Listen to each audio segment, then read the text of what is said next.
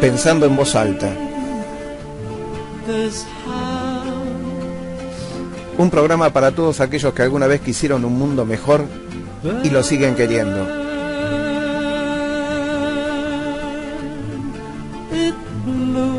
Conducción: Hugo Basile.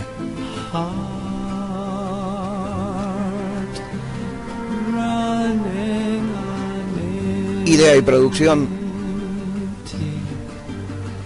todos aquellos que día a día hacemos este mundo en el cual vivimos.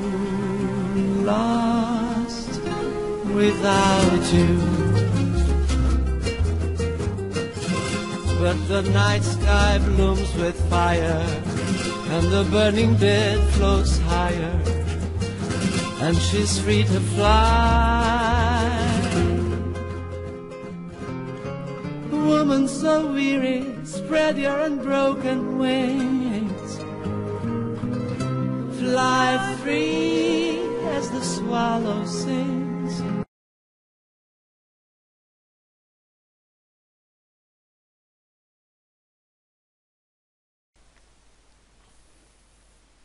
Bueno, hola a todos, aquí estamos nuevamente en Pensando en Voz Alta, en la emisión número 4, para aquellos que quieran ver las emisiones anteriores en esta nueva modalidad de video, pueden verlas también en nuestra página web o en nuestro blog, que es pensandoeva.wordpress.com,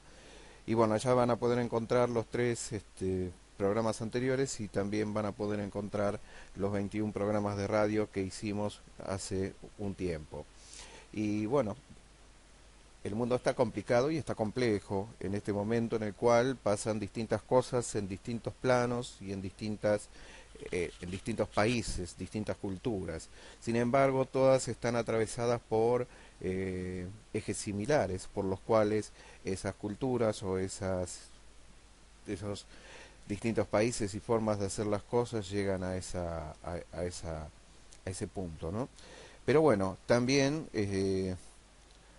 hay anticipaciones de las cosas que van a suceder. Y uno de los grandes anticipadores, aunque siempre lo hace en función de sus propios intereses, es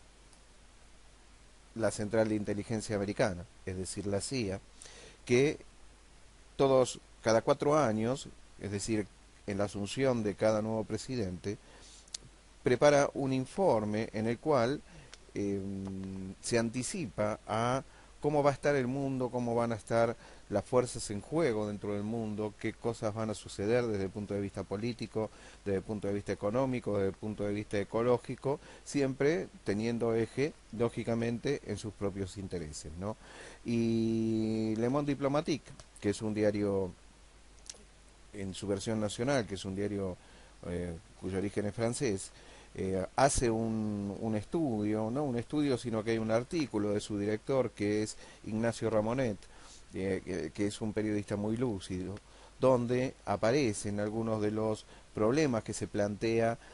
o las tendencias que se plantean de aquí a 2030 en el mundo, y que lo menciona este informe de la CIA, porque bueno, precisamente tiene que ver con cosas a tener en cuenta, ¿no? Y uno de los puntos realmente inquietantes, son muchos en realidad los puntos inquietantes, aparte de esto es un artículo y no obviamente no está todo el informe, que debe ser bastante interesante leerlo, pero bueno, hace una descripción de algunas cuestiones que tienen que ver con el mundo en este momento, ¿no? ¿Sí? Entonces, en principio, por ejemplo, anticipa algunas tensiones que tienen que ver con algunos gobiernos y que tienen que ver con algunas sociedades que precisamente están en tensión con ese gobierno. Y dice, por ejemplo, que el informe de la CIA anuncia la aparición de tensiones entre los ciudadanos y algunos gobiernos en unas dinámicas que varios sociólogos califican de pospolíticas o posdemocráticas. Por un lado, la generalización del acceso a la red y la universalización del uso de nuevas tecnologías permitirán a la ciudadanía alcanzar altas cuotas de libertad y desafiar a sus representantes políticos, como durante las primaveras árabes o las crisis de los indignados. Pero a la vez, según los autores del informe, estas mismas herramientas electrónicas proporcionarán a los gobiernos una capacidad sin precedente para vigilar a sus ciudadanos. Es un tema inquietante en el sentido de que, bueno, pone en juego, en principio, algo que no siempre parecen entender los pueblos y las sociedades, y es que, a diferencia de otras épocas donde los gobiernos eran los que tenían el poder en un país porque tenían el poder económico, porque tenían el poder militar o porque tenían el poder de la fuerza interna, eran quienes dominaban. Sin embargo, durante todo el periodo que correspondió al neoliberalismo en todo el mundo y a partir de la conformación de las primeras corporaciones, que las corporaciones son personas jurídicas internacionales, donde que tienen una finalidad que es específicamente la de hacer dinero en tal o cual aspecto de el mercado, pero que generalmente tienen un poder económico que es muchas veces superior al de muchos países, sobre todo de países latinoamericanos, países como el nuestro. A veces uno supone que quien tiene el poder es el gobierno y en realidad hasta el 2003 quienes tenían el poder, por ejemplo, en nuestro país no eran los gobiernos, sino que eran los financistas, es decir, aquellos que a través de las corporaciones tenían un poder económico superior al poder de esa economía, y por otro lado tenían gobiernos que facilitaban que estos poderes económicos, es decir, el mercado, maneje los elementos culturales y tome las decisiones sobre los elementos culturales de cada uno de esos países. A partir de, en nuestro país de 2003 y en el resto de Latinoamérica, a partir de más o menos el mismo tiempo, hubo una confluencia de distintos gobiernos que precisamente decidieron invertir esta situación en el sentido de comenzar a gobernar no a través de las imposiciones de mercado y por medio de financistas, sino a través de lo que fue la política, es decir, lo que siempre los gobiernos en realidad tuvieron, que era política anteriormente. Entonces, la política lo que permite es que ese gobierno, en base al mandato popular, pueda decidir cuáles son las políticas que va a aplicar de acuerdo a lo que el mandato popular quiere o dentro de lo posible, lo más cercanamente a ese mandato popular, y que a partir de ahí ponga y haga funcionar aquellas políticas y también imponga, ¿por qué no?, aquellas políticas que se propone para llegar a determinados resultados. Ahora nos encontramos con esta cuestión de las redes, donde aparece un factor más de poder. Es decir, ya no tiene solamente que ver con la política de los gobiernos o con el poder económico de las corporaciones, sino que también aparece como un jugador en el escenario la información. Si bien la información fue a lo largo de las últimas décadas un factor importante de poder, hoy por hoy las redes sociales, a aquellas a las cuales nosotros todos los días le damos más información sobre nosotros mismos, tienen mayor poder todavía que las corporaciones, porque no hay ninguna corporación que tenga el bagaje de información que tienen estas redes sociales, ¿sí? Cuando hablamos de las redes sociales, hablamos de redes como esta, que son Facebook, o hablamos de Twitter, o hablamos de otras redes menores, pero en líneas generales esas son las redes fundamentales. Precisamente uno de los temores que plantea la CIA como una cuestión de interés para ellos mismos es el hecho de que cualquier empresa privada que llegue a alzarse con este volumen de información tendría o pasaría a tener un poder de características inusuales, aún superior al de una corporación, precisamente porque podrían disponer de una información que nosotros le damos directamente a esa, a esa red social. Ustedes fíjense que cuando nosotros subimos una foto a Facebook, por ejemplo, nos dice que le redondeemos la carita, a ver quién es esa persona que aparece también en la foto. Al hacer eso nosotros estamos identificando una persona y si nosotros utilizamos algunos programas simples, como por ejemplo en Picasa, él puede encontrar esa misma carita entre miles de fotos, tantas veces como aparezca. Obviamente eso en un programa casero que nosotros podemos utilizar todos los días. Imagínense el nivel de programas que puede llegar a tener una empresa como Google, por ejemplo, que es quien maneja Picasa, y que quiera identificar una cara entre millones y millones de fotografías, y bueno, esa cara va a aparecer, aparece porque nosotros mismos la identificamos. Es más, también identificamos el lugar, donde esa cara y dónde estabas en el momento de esta foto, entonces nosotros le decimos. Llegado el momento, si tuvieran que buscarnos, nos encontrarían en los lugares donde nosotros mismos le brindamos esa información y encontrarían a las personas de las cuales nosotros mismos le brindamos también esa información al etiquetar una cara. Pero la cuestión fundamental es el volumen de poder que puede llegar a alcanzar una empresa, como por ejemplo Facebook o como por ejemplo Twitter, precisamente a partir de esta información que nosotros mismos le damos. Entonces a veces ya aparece una cuestión bastante paradójica sobre el poder cuando nosotros en un país le atribuimos el poder a alguien, ¿sí? Nosotros a veces suponemos que, sobre todo aquellas personas que todavía viven con ese paradigma internalizado, donde teóricamente el Estado o el gobierno era quien tenía el poder, que en realidad el gobierno o el Estado es una especie de barrera entre estas corporaciones y nosotros. Y a veces nosotros alegremente le damos el poder a las corporaciones sin tener en cuenta que las corporaciones no están interesadas en nosotros, sino en, digamos, aquello que pueden sacar de nosotros y en tener precisamente dominio sobre eso. Hay algunas cosas que se están jugando en este momento en el mundo y que tienen que ver con estas problemáticas que la CIA tiene o teme. Y bueno, uno de los planteos que hace este informe es precisamente el de buscar formas a través de las cuales robar información por medio de software de parte de esta información que tiene las redes sociales.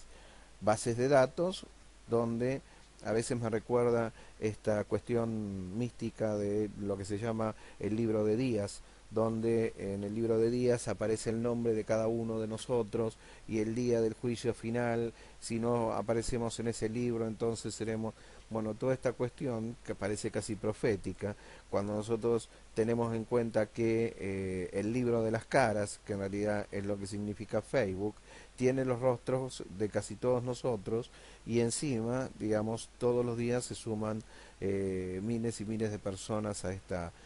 gran red. Otro de los principales problemas que aparecen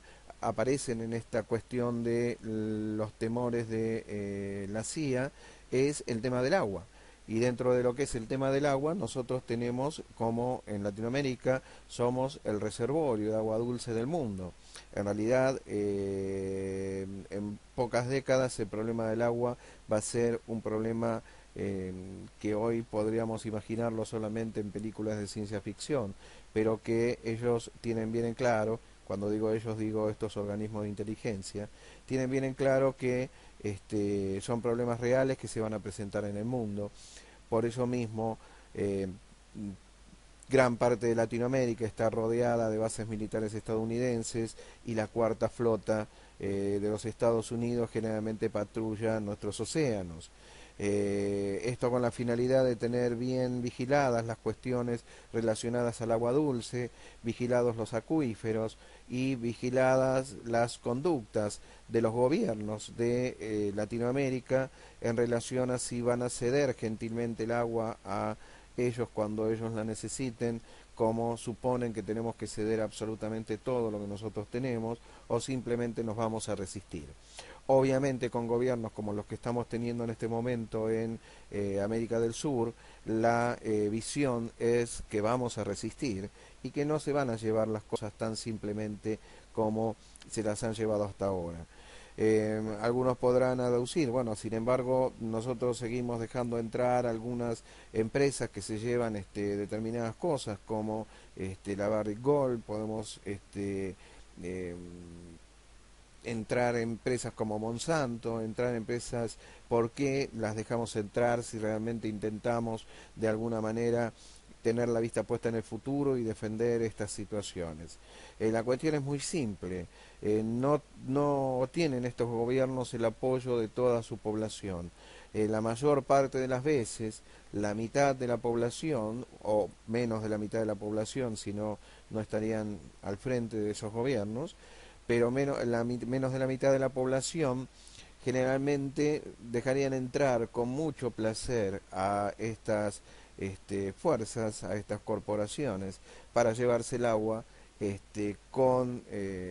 la condición de que le dejen algunos espejitos de colores, como ha sucedido a lo largo de todas las épocas o de las épocas pasadas en Latinoamérica. Bueno, hoy no compramos espejitos de colores, tratamos de que poder manejar aquellos elementos culturales que son propios, decidir sobre ellos, poder manejar también los elementos culturales que son ajenos, decidir sobre ellos y tratar de salir de esa enajenación que representó durante muchos años el pensamiento de muchos hombres y mujeres en Latinoamérica. Hoy intentamos salir de esa enajenación, eso es lo que muchos de nosotros defendemos, eso es lo que suponemos que con vistas a un futuro centrado en cuestiones humanas, un futuro más humano, más centrado en el ser que en el tener, son medidas que debemos llevar adelante. Cuando digo debemos, digo aquellas personas que nos sentimos identificadas con proyectos que son proyectos distintos y diferentes a aquellos proyectos que se plantearon durante las últimas décadas en el país. Podemos llamarles proyectos populistas, podemos llamarles proyectos nacionales y populares, podemos llamarles proyectos socialistas, no importa cuáles sean los nombres, lo que importa es qué cosas se defienden, qué cosas defendemos, qué valores son aquellos que defendemos. En cada uno de estos países, más allá de que estos gobiernos en este momento gobiernen, hay fuerzas que están dispuestas a, como lo hicieron a lo largo de toda la historia de Latinoamérica, de entrar a sangre y fuego a defender sus privilegios, porque ya no son sus derechos, cuando el ciudadano común, el ciudadano de la tierra, defiende sus derechos, cuando esta gente defiende sus privilegios. Hoy intentamos que esos privilegios ya no sean tales, o por lo menos no sean tantos, y la idea es que la defensa nuestra tiene que ver con nuestro derecho a que no necesariamente ellos tengan que tener privilegios, o que los tengan siempre y cuando esos privilegios no implique quitar parte de lo que nosotros, como personas, como habitantes de un país, nos merecemos, pero además de merecernos, tenemos como derecho. El derecho, los derechos humanos, los derechos de la tierra, los derechos que intentamos mostrar y que intentamos llevar adelante. Esto forma parte, quizás, de una visión más amplia, donde estos modelos simplemente son un escalón. Es decir, no son ni los modelos de Venezuela, ni los de Ecuador, ni los de Bolivia, ni los de Argentina, ni los de Brasil, el último escalón, sino que son solo un escalón intermedio, con vistas a un futuro distinto para la Tierra, un futuro distinto para sus habitantes y un futuro distinto también para el planeta. Muchos de aquellos que apoyamos estas cuestiones lo hacemos con esa finalidad. la de que siga reinando el hombre sobre la tierra en armonía con el resto de las especies, partiendo de no matarse en principio entre ellos. Y para esto, simplemente con respetar los derechos y hacer valer los derechos que cada uno de nosotros tiene, podemos llegar a lograrlo. Obviamente los derechos siempre son un horizonte a lograr, siempre son una especie de utopía, pero que es aquella que nos hacen crecer, ¿sí? Algunas personas, a través de sus religiones, puestos en los preceptos que sus religiones les plantean, crecen como seres humanos, como personas.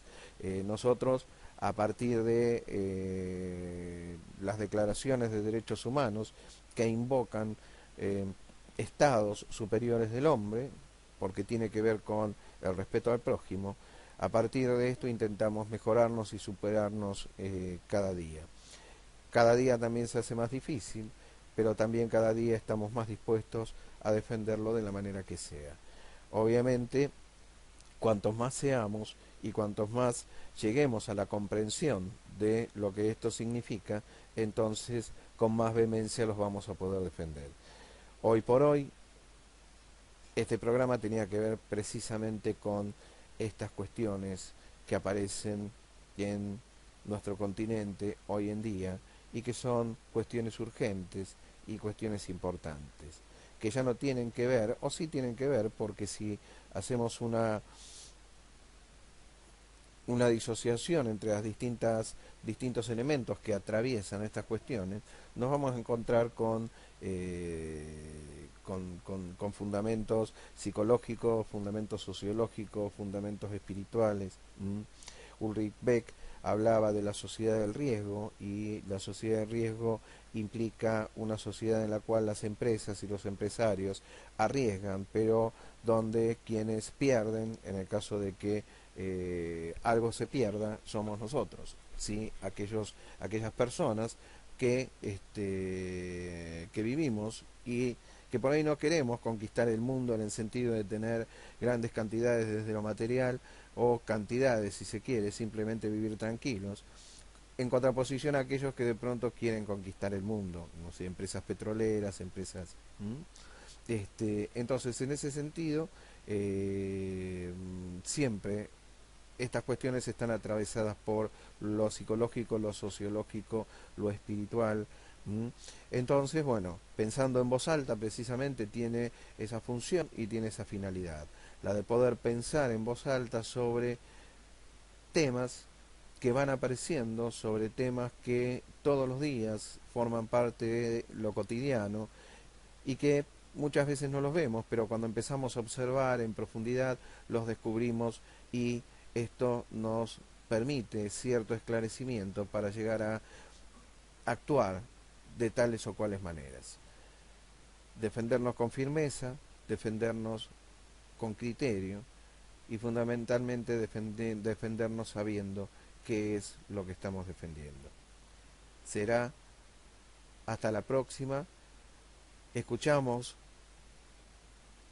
en este programa, como música de fondo, los siguientes temas.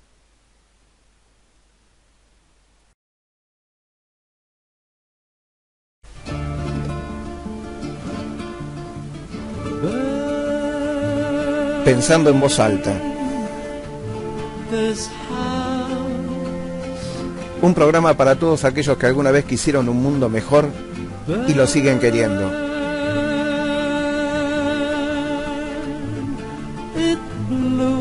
Conducción: Hugo Basile.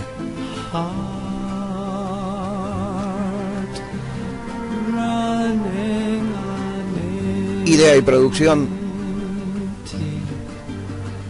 todos aquellos que día a día hacemos este mundo en el cual vivimos.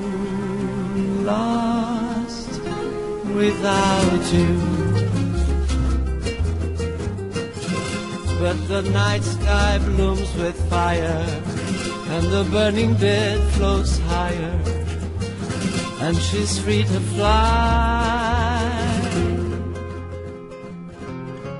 Woman so weary, spread your unbroken wings.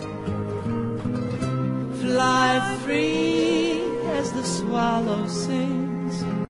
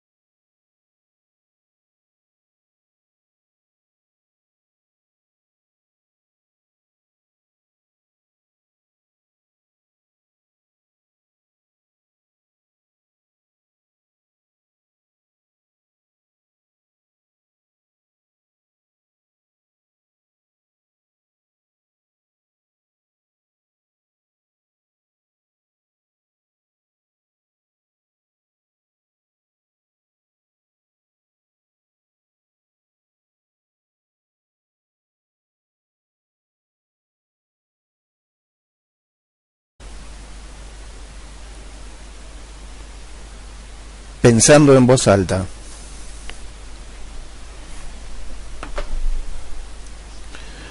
Un programa para todos aquellos que alguna vez quisieron un mundo mejor y todavía lo siguen queriendo.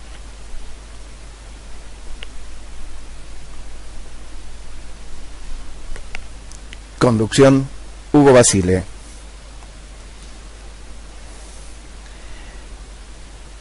Idea y producción, todos aquellos que día a día hacemos este mundo.